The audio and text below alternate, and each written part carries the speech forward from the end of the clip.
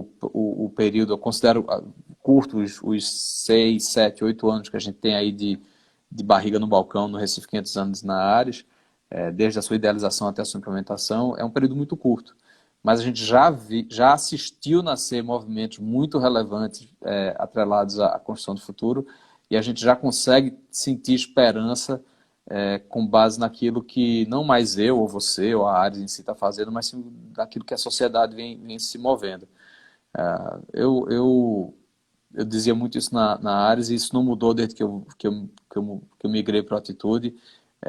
Parte da definição do meu trabalho requer como premissa que eu seja um cara otimista, e isso não mudou. Eu sigo otimista, mesmo com todas as evidências em sentido contrário, mesmo com um momento tenebroso como esse que a gente vive de uma pandemia que afeta o mundo e nivela o mundo todo por baixo, né?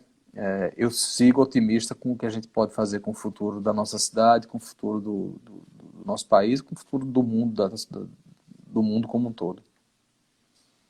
Beleza, Guila, valeu. Sigamos otimistas, sou otimista também. Muito legal essa nossa conversa. Queria convidar todo mundo, na próxima quarta, a gente vai divulgar o nosso próximo convidado, o nosso próximo tema, né? Certamente vai ser um tema que vocês também vão querer participar. E mais uma vez eu peço que vocês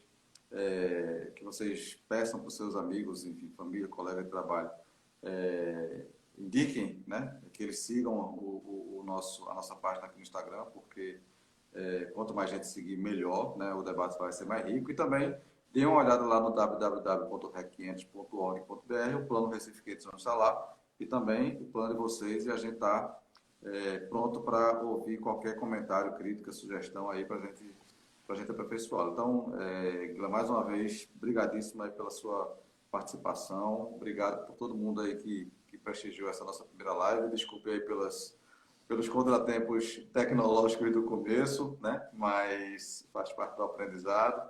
Eu acho que valeu demais e queria dar aí mandar um abraço para todo mundo, agradecer demais o prestígio de vocês aí, ser prestigiado aqui essa nossa conversa. Valeu, Guila. Valeu, Marquinhos. Valeu. Um abraço para todo mundo que veio. Valeu, galera.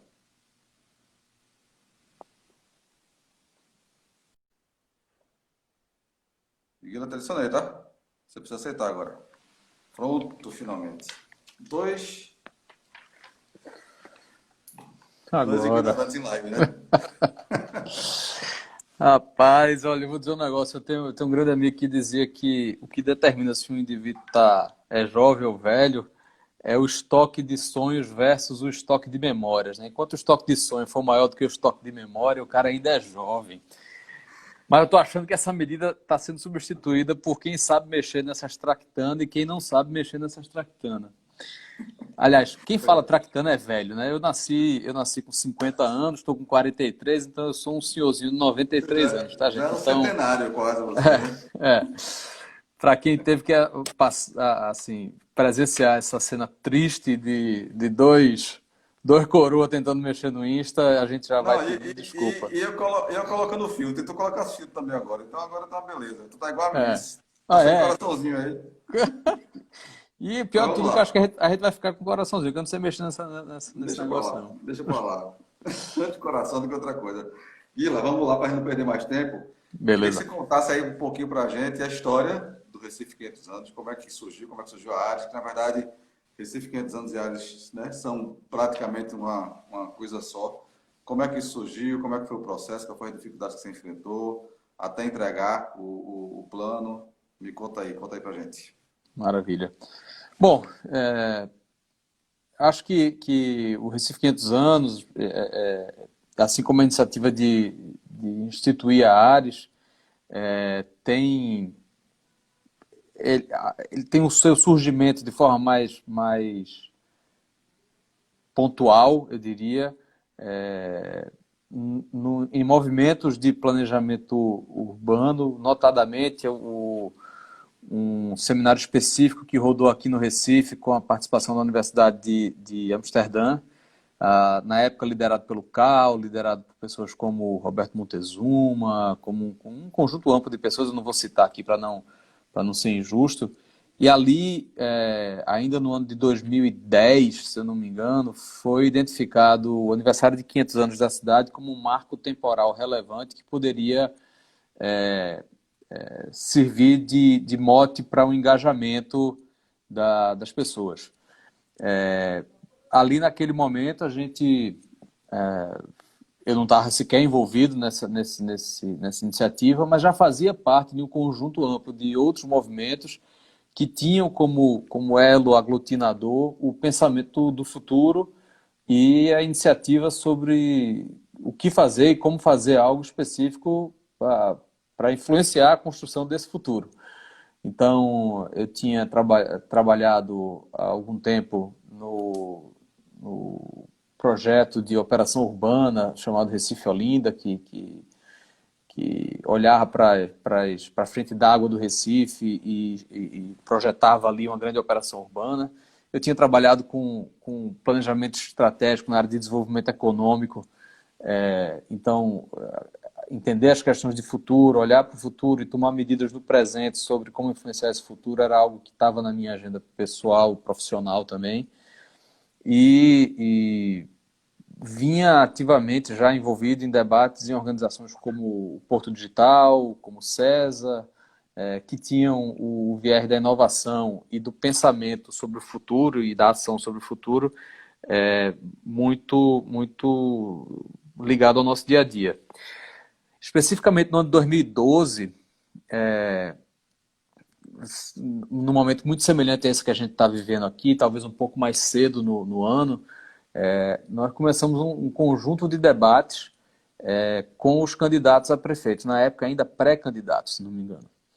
E esses debates resultaram num conjunto de provocações que foram feitas aos candidatos. A gente brinca, diz que os debates foi meio que a paquera com os candidatos ou com as forças políticas envolvidas naquele momento eleitoral.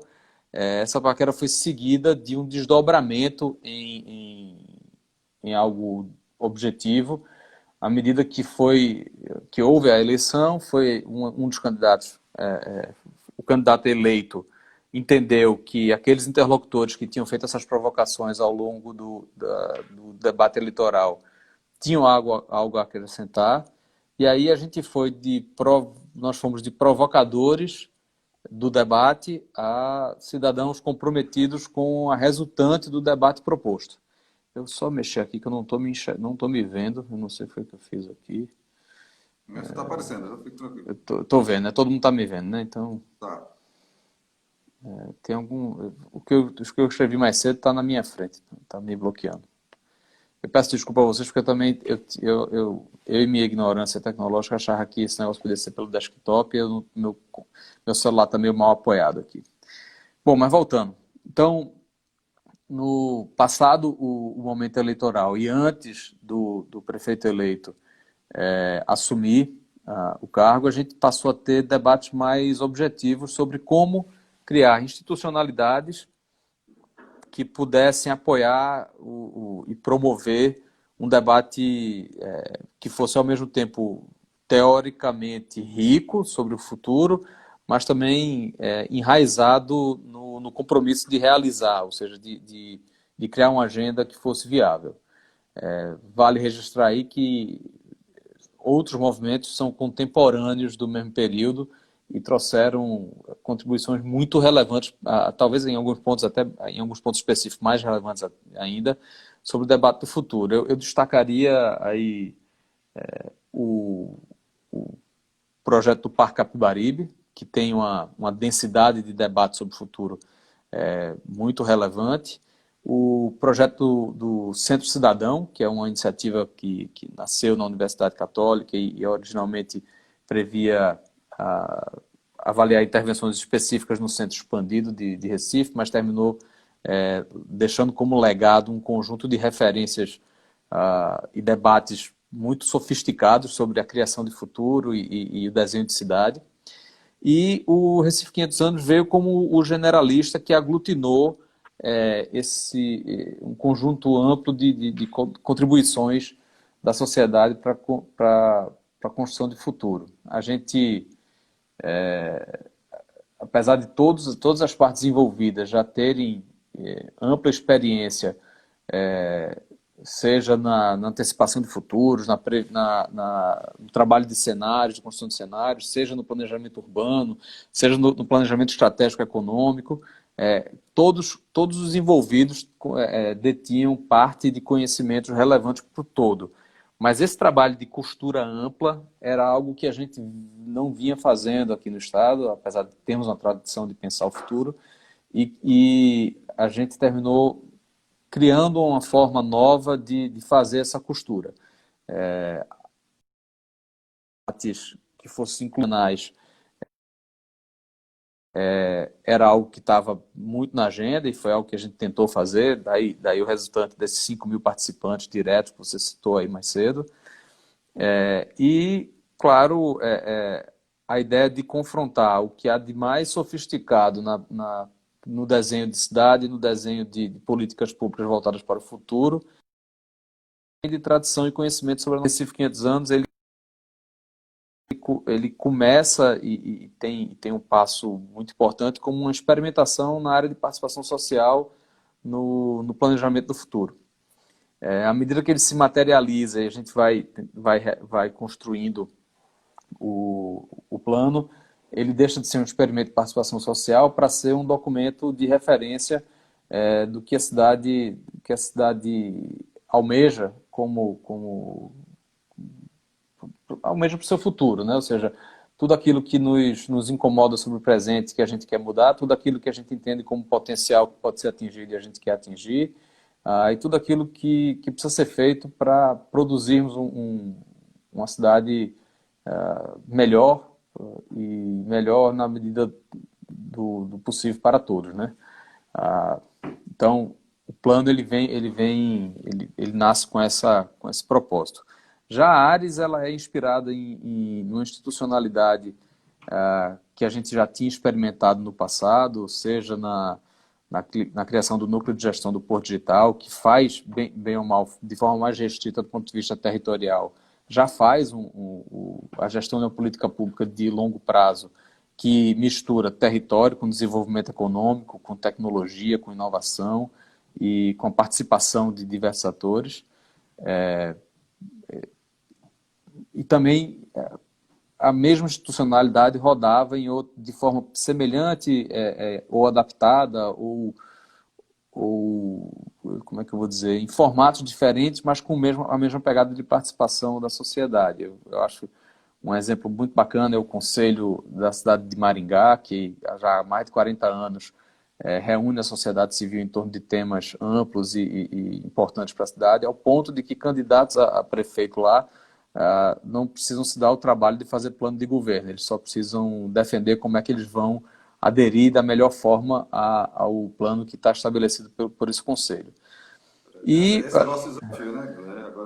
Esse é o nosso desafio, é entrar para a pauta de debate da cidade de tal forma que os atores políticos, públicos, privados, os representantes da sociedade civil organizada, um conjunto amplo de atores possam entender o valor que um plano desse tem e defendê-lo.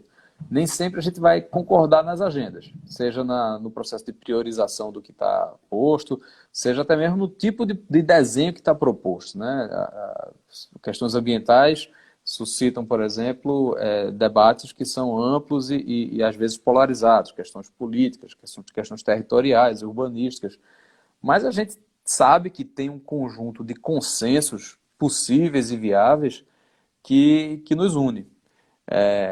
A outra coisa é que olhar para o longo prazo nos coloca numa perspectiva de ideias que são válidas hoje, podem não ser válidas daqui a 10 anos ou daqui a 20 anos, contudo a construção de algo para o futuro ou estruturas de permanência física ou social leva tempo. Então, praticar o longo prazo de forma contínua é a única coisa que vai nos assegurar a construção de um futuro onde a gente não é resultante do meio ou do que acontece no nosso entorno, mas sim protagonistas do desenho do nosso próprio futuro.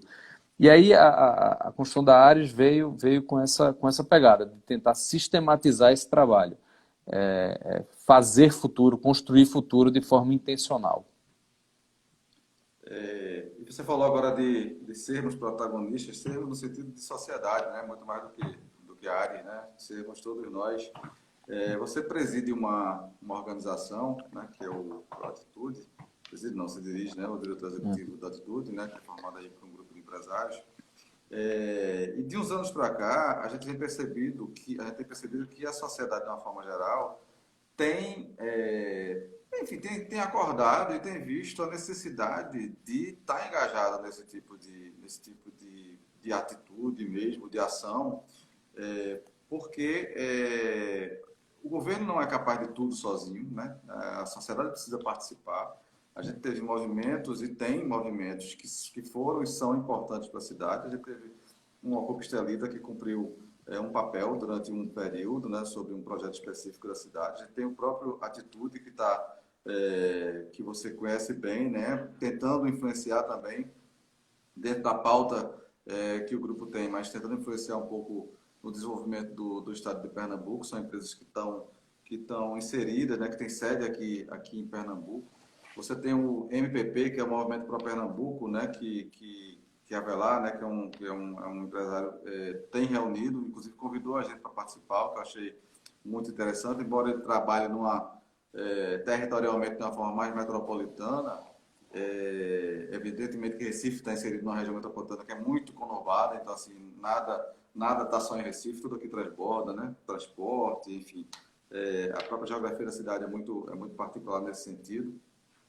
Você tem outros movimentos. Eu tive algumas reuniões recentes e com as pessoas que a gente conversa, você já me relatou isso em algumas conversas nossas, todos muito interessados em participar. Então, eu acho que a Ares tem a vantagem, vamos dizer assim, de ter um produto no qual as pessoas podem mergulhar e participar. Eu acho que é muito interessante. A gente está nesse momento ter conseguido, né, sobreviver ao desafio de existir, né, que foi o desafio inicial da área, de construir esse plano. Aí eu queria te ouvir um pouquinho, Guila, sobre como é que tu vê assim, o engajamento da sociedade, né? Como é que ele foi naquele momento, como é que ele pode ser agora, como você imagina que ele será. A gente teve, acho que de lá para cá, né, desde o início da elaboração do plano, as relações das pessoas com as mídias sociais, ela mudou, não sei se evoluiu ou involuiu, mas ela é muito mais forte do que ela era talvez no plano, e isso facilita agora, nesse momento, que o plano seja mais discutido. Então vamos aproveitar isso. Como é que tu enxerga essas possibilidades aí da gente ampliar esse debate aí através das redes? Tá. Falando um pouquinho na perspectiva de um movimento como Atitude, por exemplo, que é algo extremamente recente, porém muito alinhado com o espírito do tempo a que tu se referes do ponto de vista do engajamento, tá? O Atitude ele é o resultado do anseio de um recorte específico da sociedade, no caso aí o setor produtivo, que se via, como é que eu vou dizer, não é omisso, porque a gente sempre teve uma participação muito forte do segmento empresarial em todo o debate público no nosso estado, tá? Mas se sentia pouco efetivo, eu diria assim. E aí, um conjunto de empresários dotados de um espírito missionário se organizaram de forma a profissionalizar esse tipo de atuação, tá? O Atitude só se envolve em projetos que a gente chama de construção de bens públicos de interesse difuso, ou seja, a gente não existe para defender uma agenda do segmento empresarial, a gente não existe para defender um setor A, B ou C, ou até mesmo para ter uma posição extremada em qualquer que seja o tema. A gente se envolve especificamente em grandes temas que têm repercussão na sociedade como um todo. Então, vamos falar aqui, saneamento público, acompanhamento da parceria público-privada que pretende universalizar o saneamento na região metropolitana do Recife. o projetamento e construção do arco metropolitano, que é algo que impacta a nossa cidade, nossa região metropolitana como um todo. A duplicação da BR-232, ou seja, agendas estruturantes de longo prazo, a consolidação e expansão do Porto de Suape, ou seja, grandes temas que envolvem, em certa medida, desenvolvimento econômico, mas principalmente também desenvolvimento social e que impactam a vida da sociedade como um todo. Eu estou pegando o exemplo do Atitude para dar um recorte do tipo de participação que a gente está vendo emergir. Tá? Pernambuco e Recife, mais especificamente, sempre foi muito rico na participação da sociedade através de movimentos sociais, através de associações de classe. A nossa academia é uma academia que nunca foi muito voltada para dentro, sempre foi voltada para fora, ou seja, a produção de conhecimento ela interage e participa ativamente do debate público. Então, assim, já existe uma tradição como um todo. O momento em si tem suscitado uma ampliação radical no volume dessa participação e nos diferentes formatos em que essa participação se dá. Então, você vai ver organizações de atitude, dos impactos no debate público sobre o futuro do nosso Estado, e organizações que estão aí há 20 anos, como é o caso do Movimento Brasil Competitivo, que é um movimento empresarial também de apoio à competitividade do país, e que já rodou vários ciclos de debate público sobre a construção do futuro e já tem um legado construído. Da mesma forma, a gente está vendo agora atores da sociedade que já tinham uma atuação específica na área de impacto social, ou que já tinham algo que faziam de forma desestruturada e voluntária, encontrando através dos canais de mídias sociais, através como é que eu vou dizer, do encontro de atores inusitados, através de temas que unem esses atores, habilitados por um ferramental digital, que faz com que esses movimentos agora apareçam num volume muito grande. Naturalmente, cada um vai com o tempo encontrando o tipo de contribuição que pode ser dada. Mas o fato é que a gente muito provavelmente não vai mais voltar a um momento em que a sociedade só assiste de forma passiva o que é construído, desenhado e implementado pelo poder público e principalmente pela classe política. Mal traduzindo ou tentando dar um caráter específico do que une esses movimentos que são todos distintos entre si, é o fato de que dificilmente um gestor público e um político com mandato passará incólume ao debate público intenso e bem estruturado. Tá? Cada vez mais você vai ter segmentos da sociedade, organizações do terceiro setor, ou aglutinados de pessoas e experts em áreas específicas, exercendo uma pressão real sobre a gestão pública. Tá? Eu gosto sempre de citar dois casos que ilustram bem o que é o compromisso com o longo prazo e o que é a participação da sociedade quando ela compra um projeto. Tá? Um caso favorável é o caso do Porto de Suape. O Porto de Suape foi, desde a sua concepção original, ainda na década de 60, comecinho da década de 70, ele se tornou um tema que era central entre atores específicos da sociedade que estavam comprometidos com a construção do futuro. À medida que ele foi evoluindo como projeto e foi sendo implementado, ele ganhou o imaginário do pernambucano. Lá pelos idos do começo da década de 80, havia um debate instalado sobre o uso de recursos do Estado, ou seja, do Estado de Pernambuco, para realizar uma obra que era caracteristicamente mais de natureza federal. E ali a gente começa a ter Suape como uma bandeira de Pernambuco. O Porto Suape, na forma como ele está lá hoje estabelecido, hoje no ano de 2020, ele foi pensado e idealizado de forma muito semelhante ainda nos idos da década de 70. E aí eu gosto de usar isso como um caso de sucesso de um projeto ousado, de longo prazo, que teve a sua implementação apoiada por toda a sociedade, ou pelo menos por uma maioria significativa. A gente sabe que sempre vai ter voz dissonante, Mas um exemplo muito bacana da participação da sociedade é o fato de que o Porto de Suape nasceu originalmente já respeitando um conjunto de premissas ambientais que depois viriam a se tornar lei no Brasil, mas que o Porto em si já tinha incorporado. Então esse é um grande caso de sucesso. O anticaso, eu diria que são projetos cuja relevância foi rapidamente compreendida pela sociedade, mas cuja implementação nunca se deu na proporção, na medida ou até mesmo nos tempos que eram necessários. E aí vamos falar de forma, para pegar um exemplo simples, as obras viárias da construção das perimetrais da região metropolitana do Recife, né? A gente hoje tem, em pleno 2020, estamos discutindo a construção do arco metropolitano, sem nunca ter concluído obras estruturais muito relevantes. Por outro lado, a gente tem obras relevantes nesse sistema viário de construção de perimetrais e de integração metropolitana que foram executadas, mas que levaram mais de 40 anos, né? Um exemplo é a Via Mangue. A Via Mangue, os primeiros desenhos que apontam o traçado que hoje é a Via Mangue, foram idealizados ainda no final da década de 70, no ano de 1976, para ser mais específico. Eu sei porque foi o ano que eu nasci, aí durante essas pesquisas eu atentei para essa coincidência.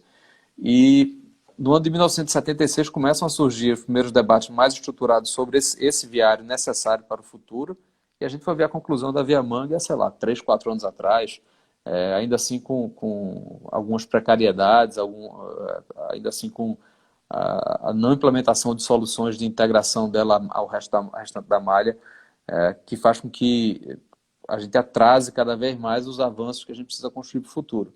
Então, esses dois casos, eu estou falando de casos que estão ligados à infraestrutura, mas tem transformações da perspectiva sociais também, como é o caso, por exemplo, da melhoria do sistema de educação, do sistema de saúde que atende os nossos cidadãos.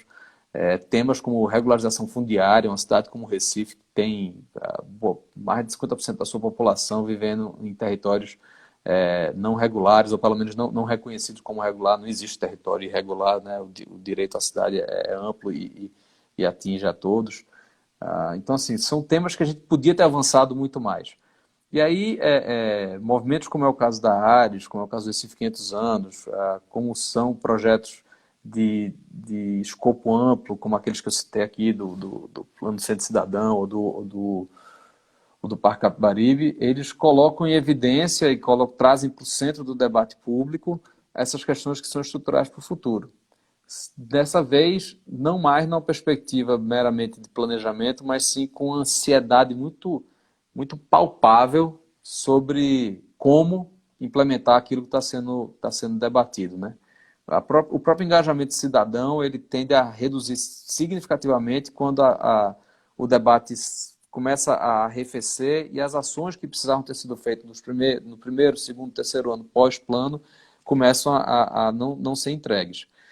Agora, ter um plano como o Recife 500 anos nos habilita a fazer cobranças estruturadas. Aí volto para o começo da minha fala, quando eu digo que dificilmente um gestor público agora passará incólumes em ter que debater de forma profunda temas estruturadores de futuro.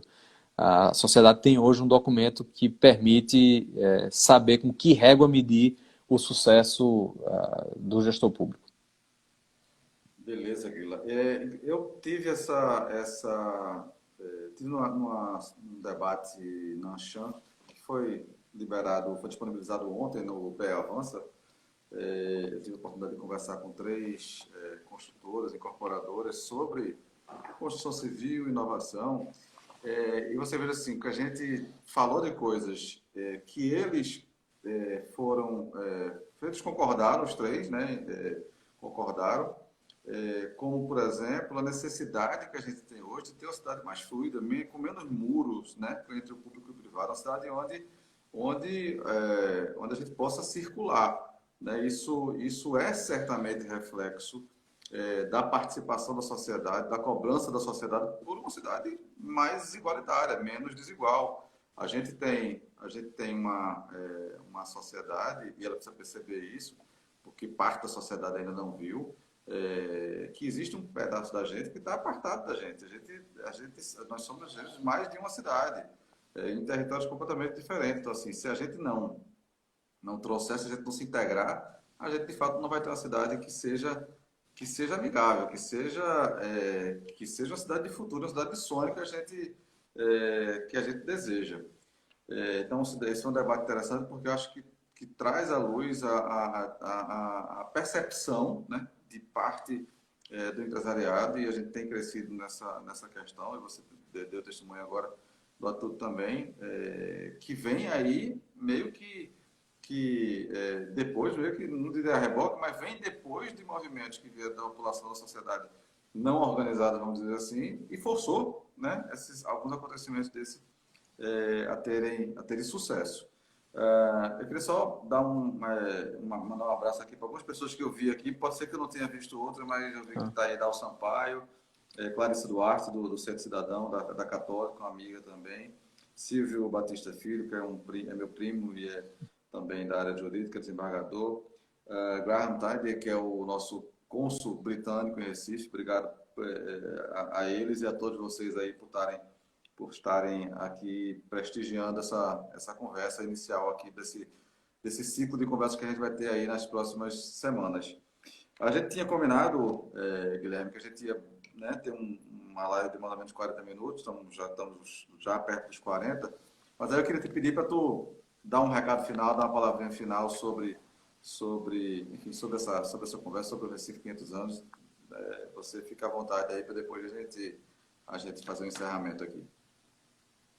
Tá, eu queria falar um pouquinho sobre o que tu citaste dos diferentes atores envolvidos no debate, né?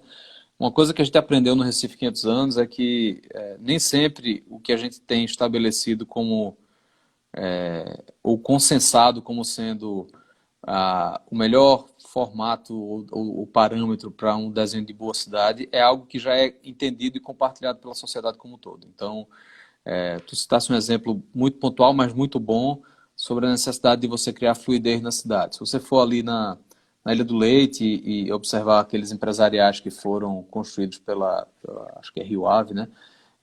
Que levam esse conceito muito ao pé da letra e que investiram fortemente nessa coisa de uma transição entre calçada e prédio, de forma a gerar fluidez e gerar uma cidade mais acolhedora para o cidadão que está ali passando ou utilizando a infraestrutura pública.